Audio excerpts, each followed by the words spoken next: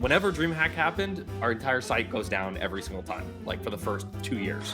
Everyone hated Twitch. Like half of my job was apologizing for the first couple of years. So this is all about Ben. Ben. Ben. I'm sitting pretty. I'm ready. That music is groovy. I'm in the mood. Let's do this. All right. So obviously, look, what I want to do is sort of build your profile as we kind of go through this interview, man, because you've really, you've been around esports for a long time and have been involved in like a ton of different projects. Obviously, you're celebrating so the launch of your platform, Juked, here on mobile devices. So why don't you give us a bit of a breakdown about that sort of high level, and maybe we'll delve into the details a little bit in a moment. Sure. We just launched our esports app on the iOS store last week, less than a week ago. So it's been out publicly for just a couple of days. And we've been working really hard on this damn app, man. We've been toiling away for the last 9-10 months or more at this point to get to this exact moment. And we're really excited to be here. The app is kind of the culmination of work that maybe we'll get into this, but work that I've been doing in the space for actually well more than a decade.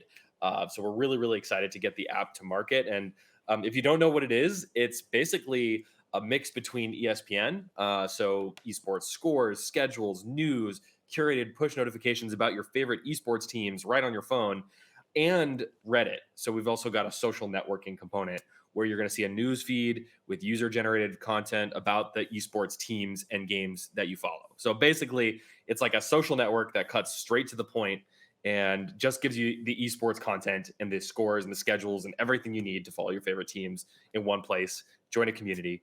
It's great. If you're iOS, please check us out. Yeah, I mean, obviously, just a one-stop shop and a hub for those that really love esports and want to keep abreast of everything, I guess, going on.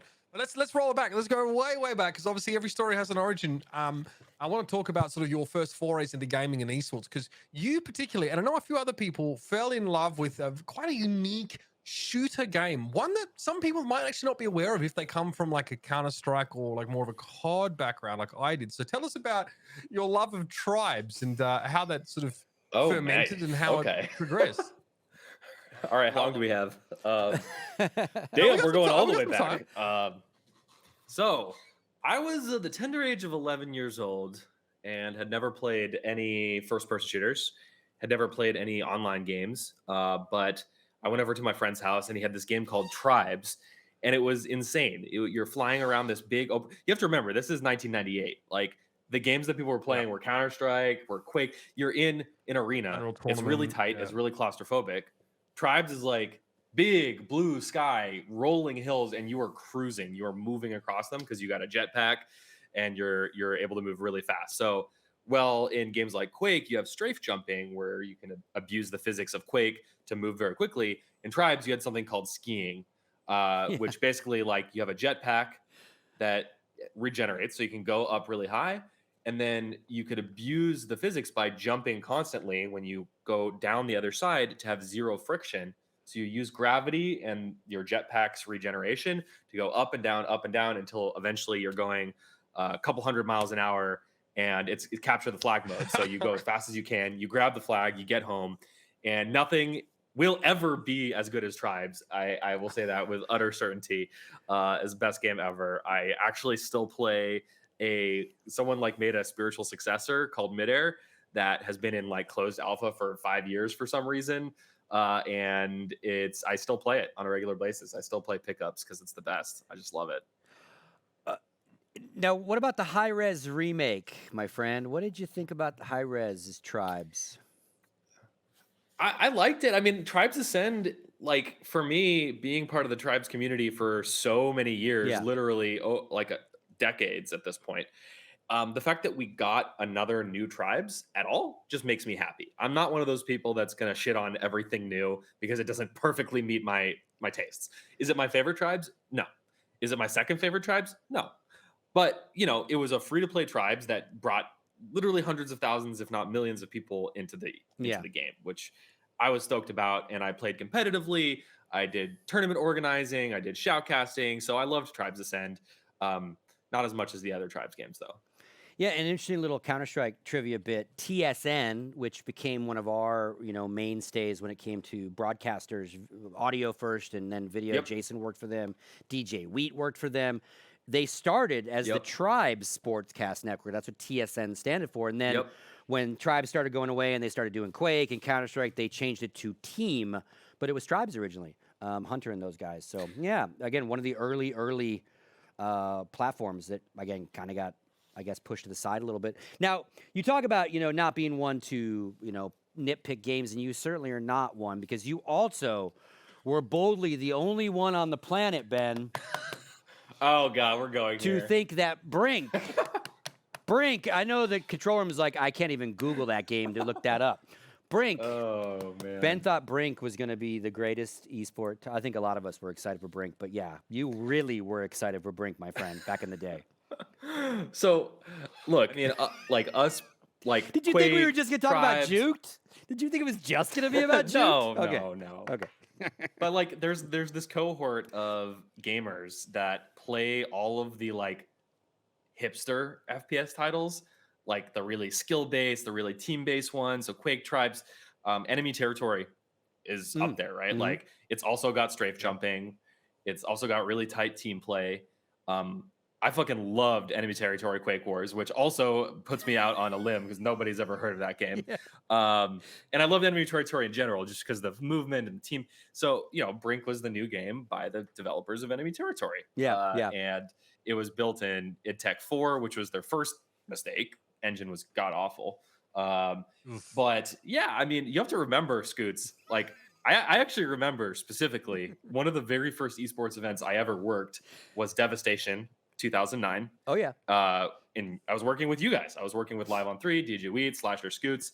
And I was like, guys, There you we go. got to pump up Brink. It's going to be dope. It's going to be amazing. But like, you have to remember how bad of a drought we were in for FPS games. Like, Counter-Strike Global Offensive didn't come out for years. Oh, yeah. And even when it did come out, it was terrible for the first, 1 to 2 years. We were just in this epic drought They where fucking- in esports, it was fighting games, it was StarCraft, Here it is. it Oh, was Dota. Dota was emerging, League of Legends was emerging, but like, nobody gave a shit about FPS in esports at that time because it was 1.6, and like 1.6 just wasn't that big in the West. In NA, Yeah. in Europe, it was still doing well. So I was just salivating and hungry, man. I wanted to will it into existence. I think that's the story of my career, trying to will things into existence as hard as I can. Yeah, I mean, you definitely rode cutting edges at the start of games. Obviously, you were one of the forefronts of the early Overwatch movement from the beta day one on. You were trying to build that community. Obviously, Activision Blizzard shut it down on all you guys for quite a while, but you were all over that, Yeah. right? So again, very much one of us. You brought up you asked if we would talk about some of your history, and we're definitely gonna. Juked is not a new idea for you, and I want to get back to that. And I also want to bring up the point that Jason and I started Do Not Peek at roughly the same time Ben was starting Juked. And I think my very first breakdown a couple years ago, I had you record a little interview about this thing you were doing, and we played it, like one of the very first episodes. So it's kind of cool to see how you've progressed from, a couple years ago, pre-pandemic, to where you guys are now, getting ready to drop on your second phone platform very soon, right? But we'll get to Juked. I want to talk about Gamescast TV. 2009 is the year. You just brought it up.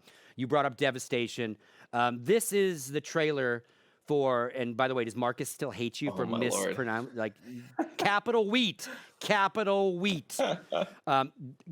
TV was exactly, in a way, what you're doing now but ahead of its time. Streaming hadn't quite blown up, but you were already thinking, like, man, we got platforms that are competing. How do we find what to watch? I always said, dude, you're building the TV guide of esports. And a lot of people will be like, what the fuck is a TV guide? Because they didn't have, like, I think it still exists as a product, but back in the day, you had to literally buy a TV guide. It sat on your living room fucking coffee table, and that's how you looked up what was on TV. And you were, again, so way ahead of your time, but talk to us about this moment in time, because it's obviously retrospective now, but Gamecast TV. I mean, to this day, I couldn't really explain to you why I became so obsessed with just not just one esport game. Because, like, right, my Tribes is my background. I went on to Enemy Territory. I went on to Quake. All these, whatever. I As soon as live streaming started to take off, and I saw, hey, there's a Street Fighter tournament with 20,000 people watching, which at the time was completely mind blowing for Evo. There's a Heroes of New Earth tournament on a weekend that's just like an online tournament. It's got 12,000 current viewers. That was mind blowing to me at the time. And I just became completely, utterly obsessed with following everything that was happening across these different games, regardless if I was part of that community or even cared about that game or even knew how to play that game at all. I don't know why. Like, I think just the notion of esports growing was just so exciting to me at the time that, a couple of friends and I got together and we built a website back in 2009, which aggregated esports streams from different platforms. So at the time, Twitch was not out. Twitch didn't exist. So streams were split across all these different sites. Ustream was actually the major player. Like DJ Marcus used to do Live on 3 on Ustream, and most like Day 9 used to be on Ustream. All these people used to be on Ustream. But Livestream was a player. Justin TV before Twitch was a player, and then Own3D was a player. I'm like, it is literally impossible to know what's happening in esports because it's just so fragmented. So we built this website, which basically it was super simple. It was like the beta, alpha, super early version of Juked that simply just aggregated esports streams from these different existing platforms. And that I don't know why I was so obsessed, but it was a really, really fun project to work on. And I'm really glad I did, because that was literally the perfect experience, which eventually landed me my job at Justin TV before the launch of Twitch, just like 2 years later. So Gamescast and Juked, there's a lot of kindred spirit going on there. Yeah. Is anyone other than you involved back then in the company? No. I actually, when we first started like building the prototype for Juked, I like called up Matcom, like I don't know if anyone remembers that name, but I called up Matcom, who did all the designs for Gamescast TV, and I was like, let's do some shit together. But didn't end up working together on it. So it's all new people. Gotcha. But of course, my co-founder Chris, I've known him forever. We've been talking about this idea for just forever. So let's move forward. So again, we met each other at the Devastation events. Like you said, you were doing a lot of networking with DJ Weed and Slasher and all that. We needed some help and Live on 3 productions, if you will. Got to do a couple live events. Devastation was a fighting game tournament here in Phoenix, Arizona, thrown every couple of years. So we got the gig for that. I brought my TriCaster and we did it. We got a photo of the gang here. This is so fucking funny. We were laughing at this today, Ben. A lot of this is right off that you did a retrospective a couple years ago on your career. And so this is, again, 2009, Phoenix Convention Center. I still, to this day, remember yelling at Slasher to get the fuck off my stage. Oh, that guy. Still pushing. I remember that too. It was terrifying. This goddamn, this picture's triggering me. Anyway, and then we worked one more time together officially as Live on 3. I'm wearing the shirt. This morning I'm like, what am I gonna wear today on the shirt? I'm like, this is from LA. And I gained a lot of weight after that, so I haven't worn it for it, but now I've lost weight, so it fits again. But this WCG, this is that LA event we did together, US qualifiers. Yeah. And again, you tell the cute little story that I gave you a paycheck, your first paycheck, which was cool that we were able to get enough monetization from WCG to pay people, again, and not enough to cover anyone's expenses, but at least something, right? And the funny thing about that, Ben, that fucking show, I remember last day, Sunday night, we've done every game but League of Legends. EG, I help run EG. I'm an EG guy at that point still while we're doing Live on 3 on the side. We qualified as the Counter-Strike team, right? We had to sit Tommy, our in-game leader, because he's Finnish. But anyway, all that had done. Counter-Strike had won. And then we got to do this League of Legends fucking this match, right? This final match. And all the League of Legends people show up. Rivington, brand new League of Legends kid. This guy Freak has a USB in his hand. And he's like, you guys can't touch this. What's the observer rig? And Neha, good friend of all ours. Neha is working for Riot at the time. She shows up to help with production. And, and they've got the first ever observer client of League of Legends, right? Doesn't exist yet. Long before, obviously, LCS or anything. And we do this and this thing takes forever. We get the event, matches going, teams are playing. And I remember sitting at the TriCaster, and I'm just like tired, cranky, and I have no idea what I'm watching because it's just fucking sprites, and I don't know League of Legends. I'm like, what is this fucking free-to-play game? Whatever. And I keep looking at Neha, and I'm like, is it going to be over soon? Look at my watch. Neha, is it going to be over? And she's like, oh, yeah, this battle should lead to something. Battle leads to nothing. That took...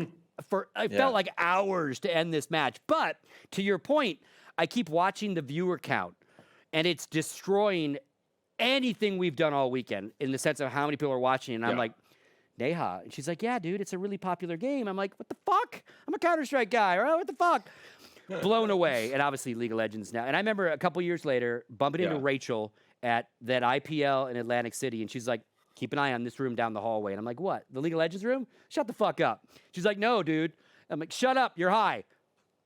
Most popular game on the fucking planet. Shows how little I know. Anyway, so let's move into you get a job at Twitch, because all this leads to you do some networking, Slasher, social media world of Slasher. You decide, what you want to maybe do in life for a little while, and you start knocking on Twitch's door.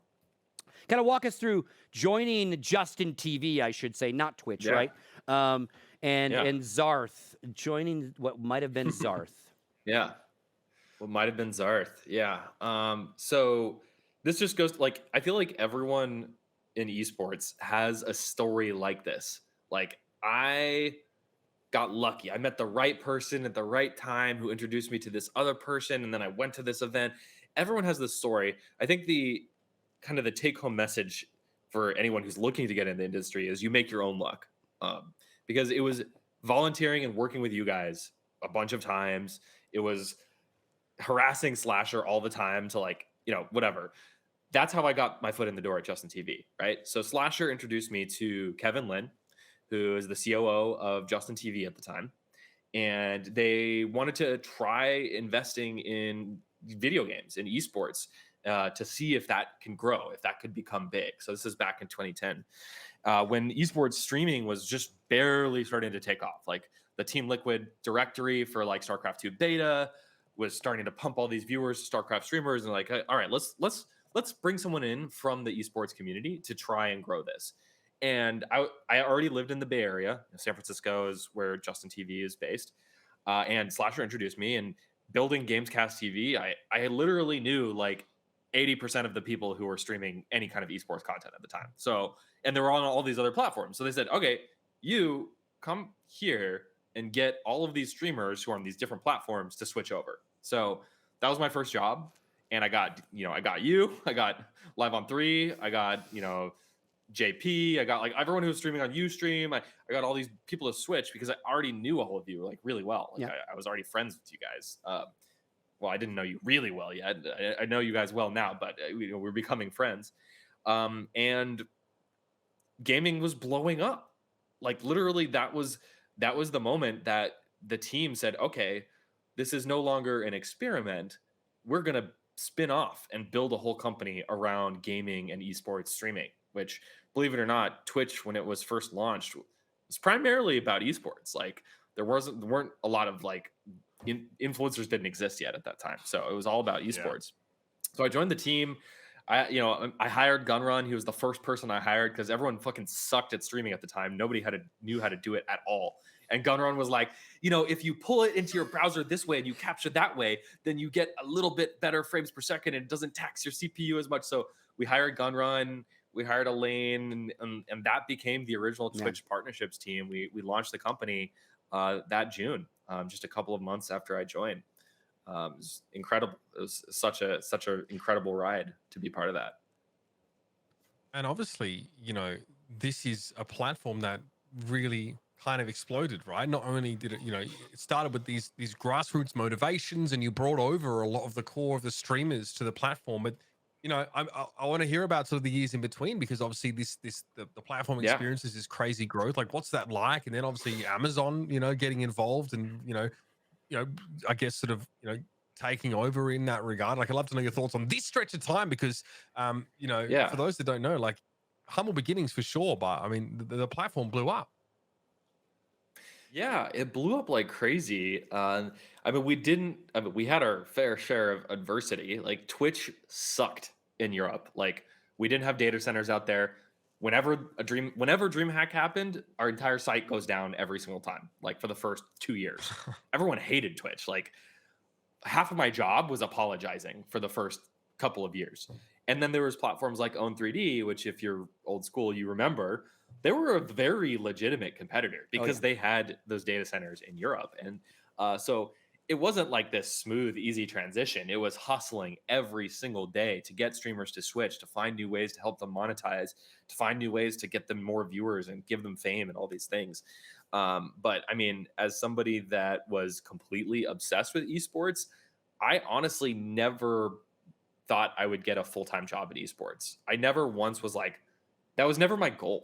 I thought it was going to be a hobby that I spent too much time on. But so to go from just an incredible fan of esports to I'm not just working in esports professionally, but I'm getting a paycheck and I'm, having a chance to like meaningfully impact the industry.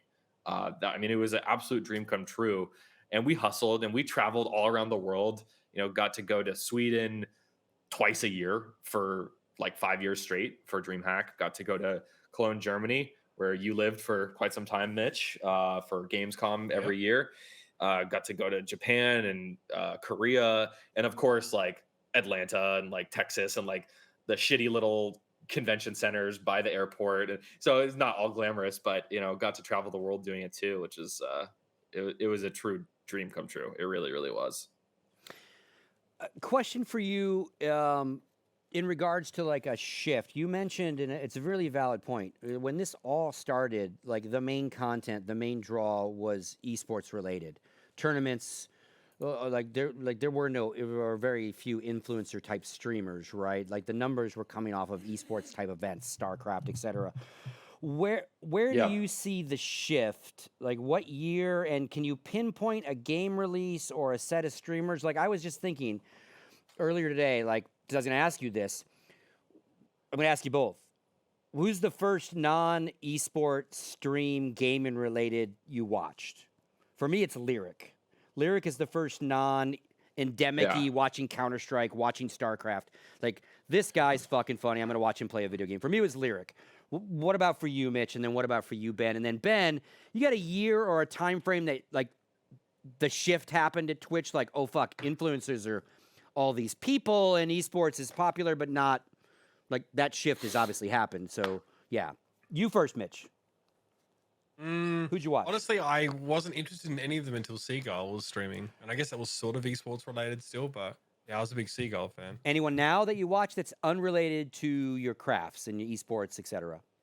Oh, fucking a ton of people. I watch VTubers. I watch like Lang Buddha. I watch Blouse Toys. I watch a lot of like the RPers. GTA role playing. Well. Oh, GTA. God. Yeah, a ton. Moon's I the find best. GTA role players are hilarious, man. I love the off the cuff stuff. I actually try and adapt some of that for my craft because it's very clever what they do.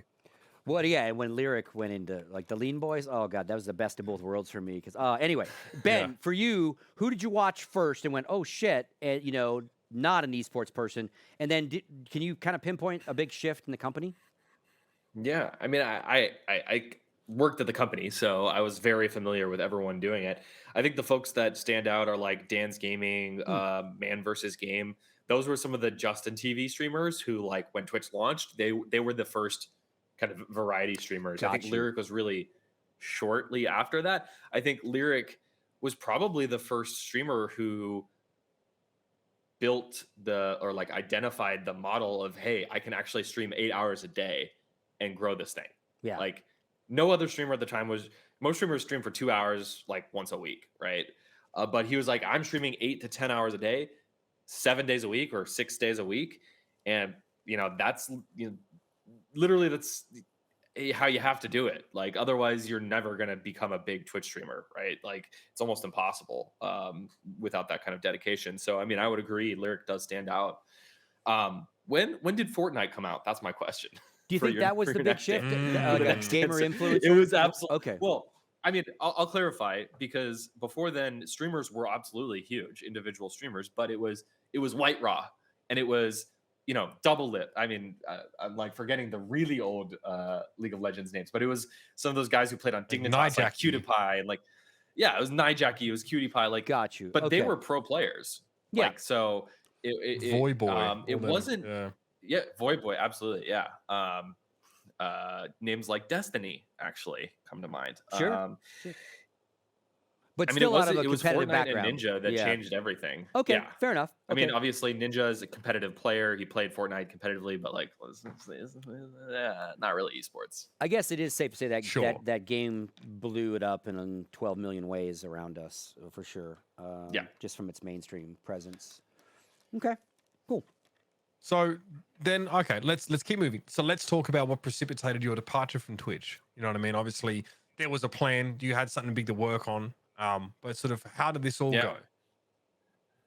Yeah, I mean, I think Twitch went through the evolution that a lot of startups go through, where they go from a startup to a big company. And at a certain point, we had been purchased by Amazon for $1 billion in 2014.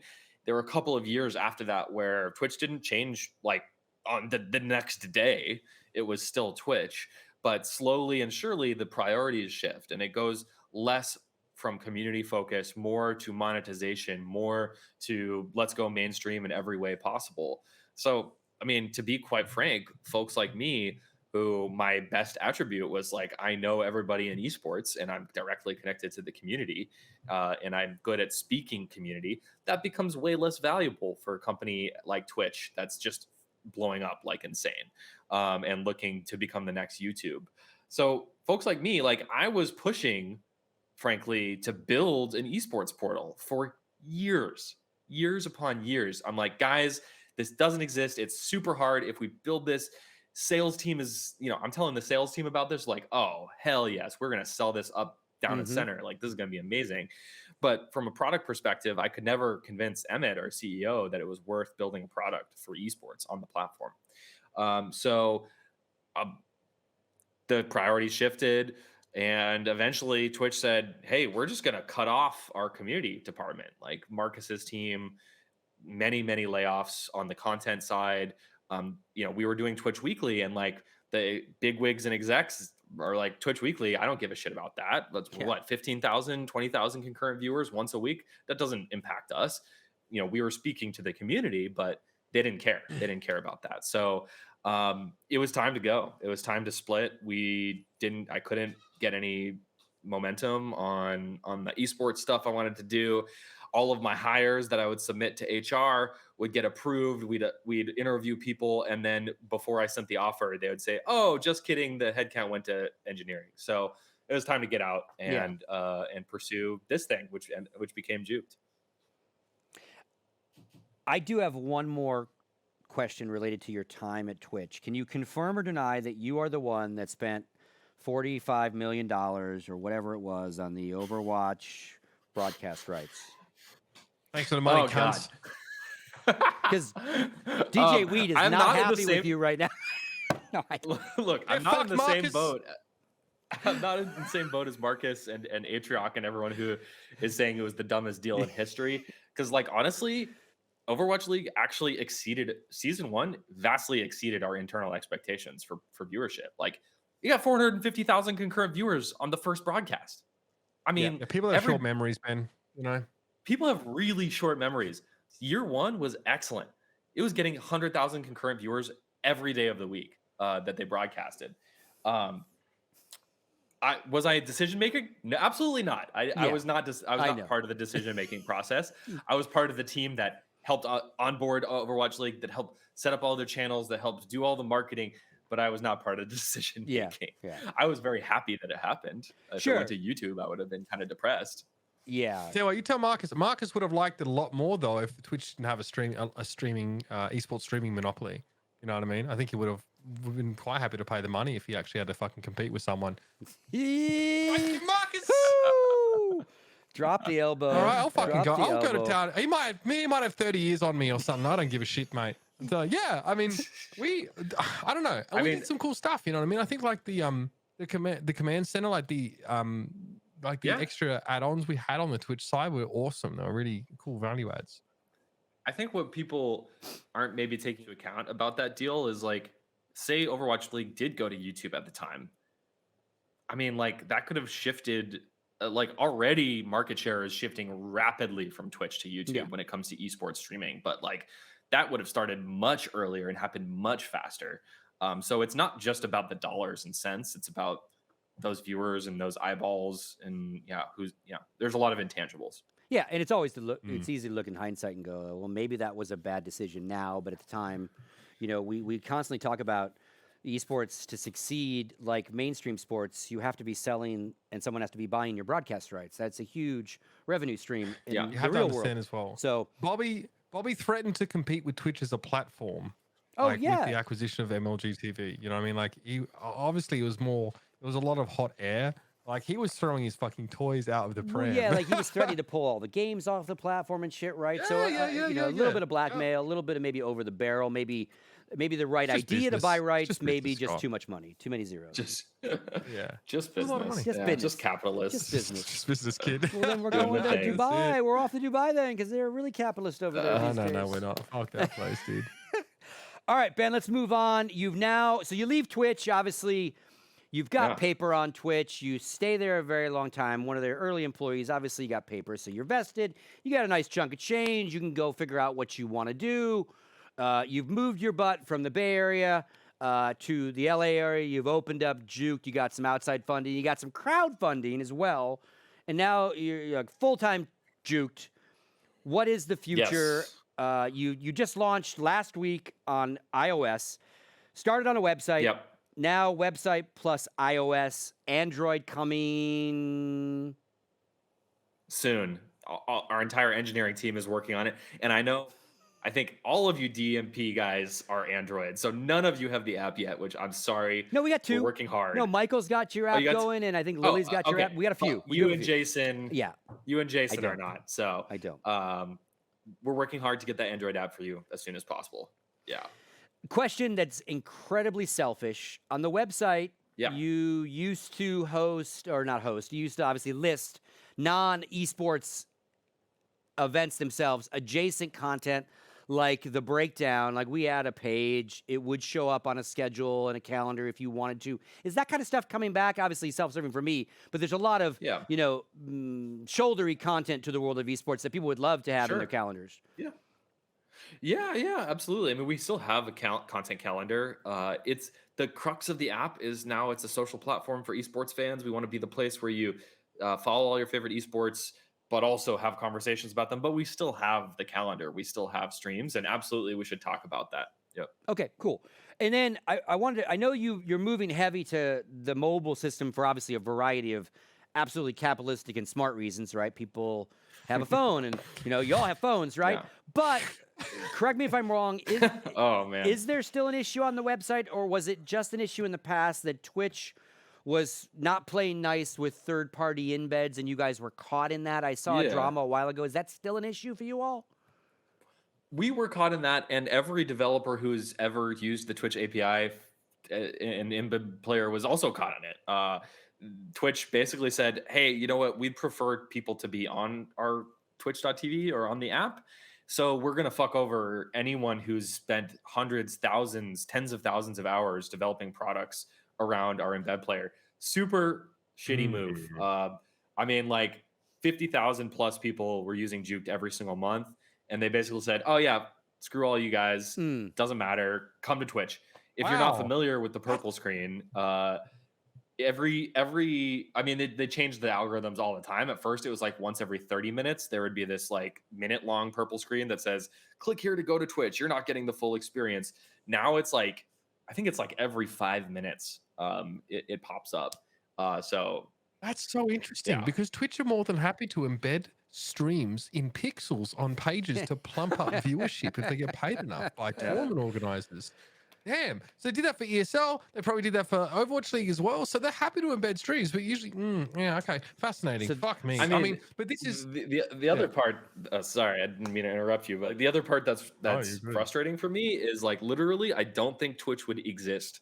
I do not think Twitch would exist today if it weren't for the embed on teamliquid.net in the StarCraft 2 beta. Oh God, that's literally like the embed is the reason that the vertical of gaming was growing on Twitch at the time. Anyway, Yep. No, we did get caught up in that. But I will say, Scoots, like we were really happy with the website. I still love the website. I still use it whenever I want to tune into an esports broadcast. I'll just go to Juked because it's easier and faster. But the thing is, we had been talking to our users for many months after launch, and we kept hearing this common theme, like, as any good startup should do, we're doing user research, we're talking to folks, we're trying to figure out what we're going to build next.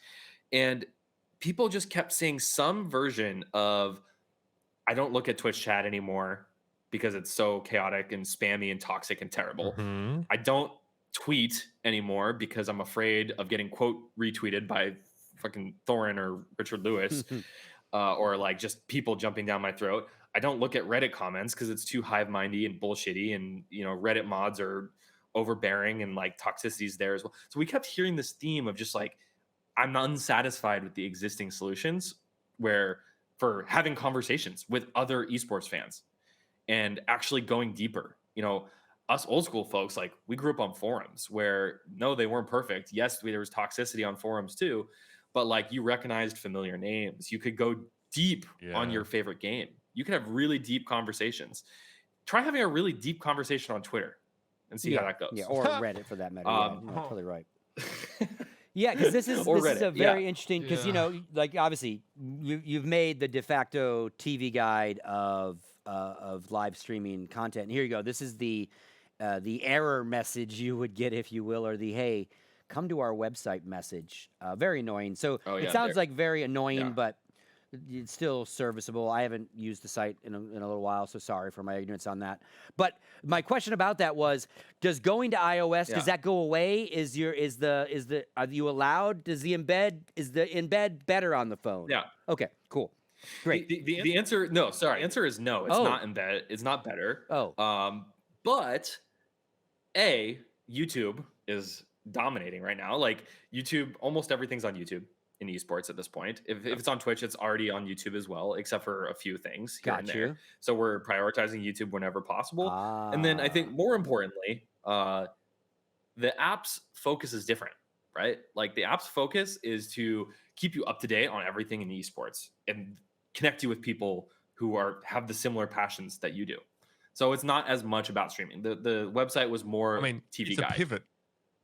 It's a pivot. When Twitch decided to be cunts and make it really hard for you to execute on your business idea, you pivoted and understood the need for like a space, like a social media, space where people could actually have conversations with like-minded fans and could actually keep up with stuff, right? Right, exactly. And we were already, I will say, truthfully, we were already looking at pivots at that time, but this was just another kick in the ass. Like Twitch is being assholes. Let's do this thing that we think has even more potential, and people are already asking for it. Well, and it's been a huge conversation in the last couple of years, just toxicity and how do you fix it and how do you moderate it, and people keeping an eye on their communities better, and it all starts on your stream and in your chats and stuff. So you having this bold, hopeful, optimistic thought that you can build this utopian land where we can all chat nice and calmly with each other is great. Obviously, it's all about heavy moderation and rules, and you follow them or you get the fuck out. But people are basically signing a social contract when they sign up to this site to use it in good faith, which is what I like, because it's very clear what Juked is for and the kind of people that Juked is for, which in theory, everybody, right? Anybody can be a not shit human, but I like the idea that people are opting in. They're buying into this idea of joining up with a space and helping create a community where people are, creating a positive and toxicity-free environment. I think that's awesome. There's a question in the chat here from Dijkstra's Path, who says that first time, shout out to you guys. They feel like the Juked app is the first time there's any real community for people to talk about esports in a productive, organized, and fun way. The question is, what are the most exciting ways to use Juked, in your opinion? Like, what are you excited to see sort of utilized by users in this community? I think as a founder, as a tech founder, it's always like so exciting when people are using your product in ways that you may not have necessarily expected, and just running with it. One of the trends that we've seen Mhm. really take off in the last week or so is like incredibly detailed and in-depth recaps, analysis, and prediction posts. So Hmm. I'm still an avid esports watcher, but I may not necessarily know that Team Liquid plays Cloud9 tomorrow, and I may not know the context of that. A user is going to post about it and tell me why I should watch. I may not know that, I saw that, recently, you talked about it earlier, 100 Thieves, the Valorant squad is a complete mess right now. They just dropped a couple players after 2 days or 2 matches, Yeah. and they're adding some new players, but someone on Juked is telling me who these people are, what their potential is, and why they think that this roster has more potential now that Hiko's switching from Sova to a Sentinel main.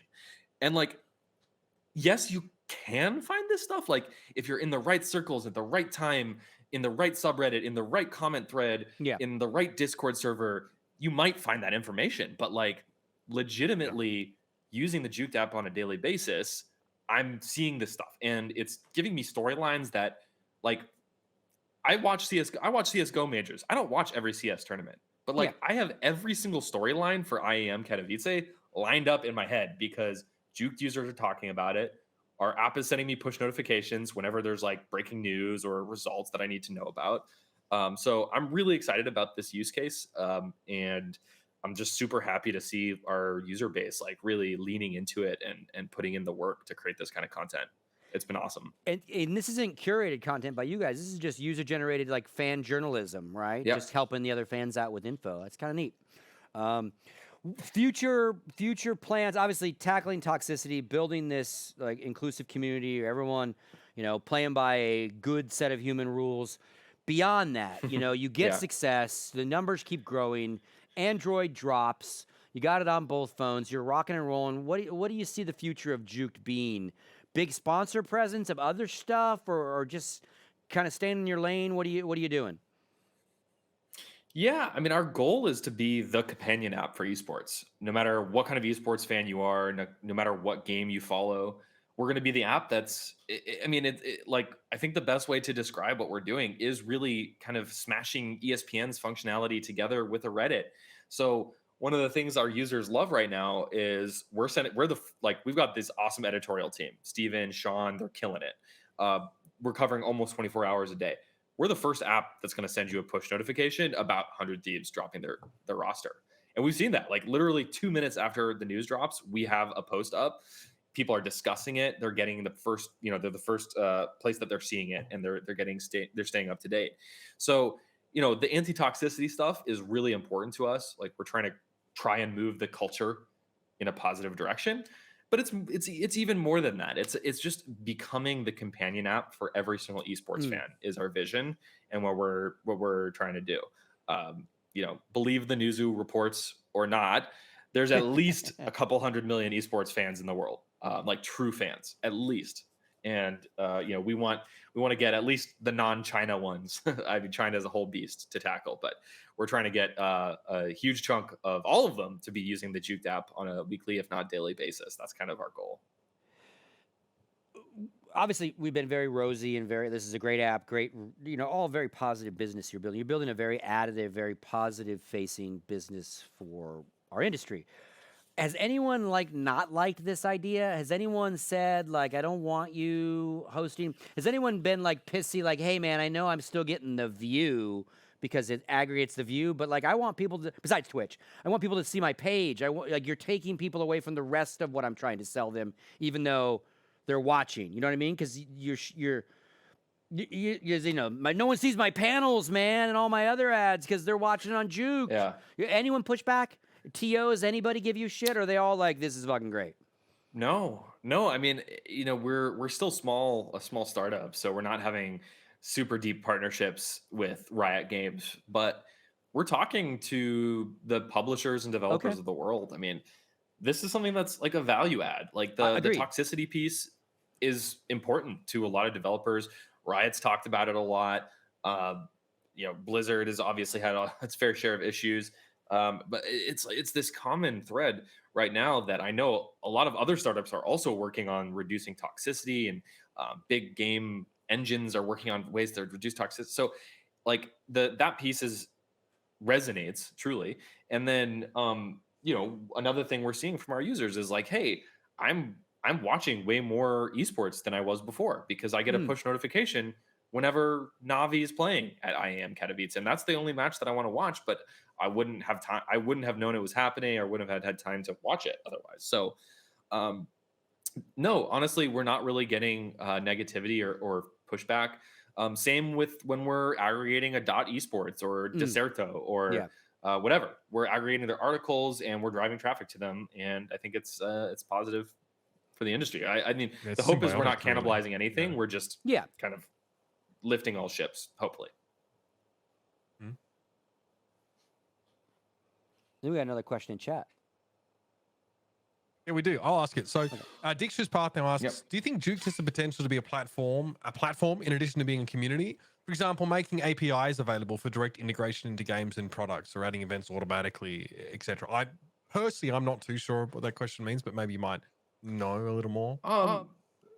Maybe. I mean, I could see that's some pretty deep business development relationship, but potentially if Riot calls up and they say, can we put the Juked client in our game, I think we're gonna have to consider it. Definitely. Sure. Yeah. Yeah. That would be great. All right. Or Valve for Counter-Strike. All Counter-Strike stuff shows up on the Valve, Counter-Strike homepage and stuff. Yeah, that'd be phenomenal. That'd be very cool. I love that. Very, very cool stuff. All right. I don't really have any other questions for you, Ben. Can't wait to see you and have a drink with you again. It's been far too long. We usually bump into each other at least once a year at a TwitchCon or something. Although now, I think last time I saw you, you were still a Twitch employee face-to-face. So now, Yeah, different. Holy crap. No, but none of my friends bleed purple anymore. Garvey's still there. Garvey's still there. Garvey's still there. I don't know. Yeah. Isn't he? Oh, God, I hope he is. He is. One of the very few still there. Hanging on for dear life. Yeah, I bet. No, it's been forever, man. I miss you guys. Mitch, if all goes well, man, I'll be casting some Overwatch 2 beta tournaments with you. Let's try and make it happen. I can't wait for Overwatch 2. I like that.